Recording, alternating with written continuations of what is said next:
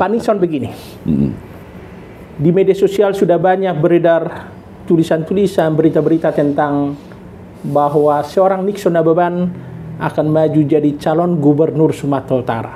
Sebagai seorang kawan yang selama ini memperhatikan Pak Nixon, dan saya kira Bapak layak juga untuk maju jadi calon gubernur Sumatera Utara kalau kita lihat jejak rekamnya ya.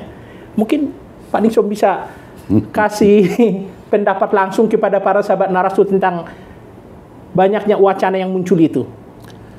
Ya, saya pertama mengucapkan terima kasih lah wacana-wacana itu ya. Saya apresiasi bahwa kinerja tidak memohongi hasil. Mungkin itu yang dilihat sebagian masyarakat Sumatera Utara. Dan saya siap mengabdi. Dan saya siap bekerja all out lagi. Kalau kita ingat sebenarnya gampang sederhana sekali. Kalau dulu zaman-zaman kita waktu remaja lah ya kan. Mungkin sampai kuliah kita. Kalau di semifinal itu selalu ketemunya Persija, Persebaya, Persib, PSMS. Iya ya. Kalau nggak di final, semifinal minimal PSMS selalu ada. Tapi di 10 tahun ini saya nggak tahu nih PSMS di mana gitu. Miliknya Sumatera Utara.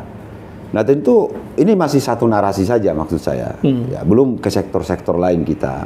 Ya, bicara pertanian, perkebunan, bicara kelautan, bicara infrastruktur jalan, jembatan, bicara pendidikan, kesehatan Sumatera Utara sampai posisi di mana? Tingkat pengangguran, tingkat kemiskinan, bagaimana menuntaskan stunting, menuntaskan pengangguran, bagaimana kita meningkatkan akses pendidikan, IPM dan lain sebagainya, itu nantilah kita bicarakan soal itu. Tapi maksud saya poin intinya dulu situ.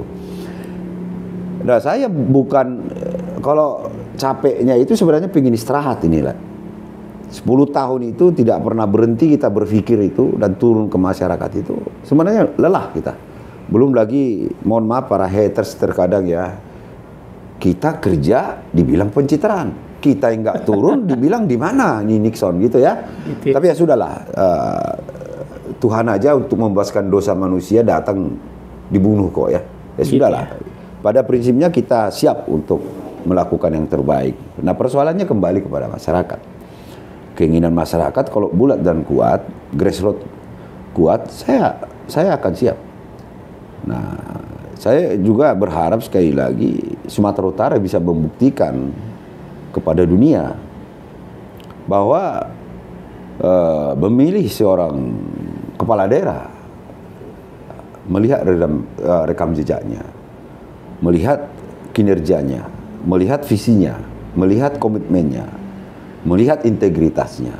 Saya hanya takutkan satu hal, nanti wani piro, nah itu deh. Ya, ini yang jadi masalah. Berapa dibayar biar kita pilih dia? Wah, saya kalau udah begitu saya nggak mau.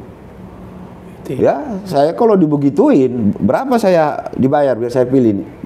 Wah, saya jadi rampok nanti, nggak mau saya. Mending nggak usah. Nah yang kedua, kalau dibenturkan ke isu tentang suku agama, wah ini berbahaya. Saya nggak mau juga yang gitu-gitu. Gitu? Saya lahir dari Batak, Kristen, tapi bukan berarti saya chauvinisme terhadap marga saya. Tidak begitu. Kita ini bingkai NKRI, Sumatera Utara itu toleran, moderasi beragama kuat. Ya. Kalaupun ada hanya segelintir ya monggo nggak apa-apa. Tapi kalau menjadi mencuat, melemahkan atau bahkan membuat itu semacam isu bahwa agama, suku dan lain sebagainya, wah mending nggak usah itu. Begitu ya.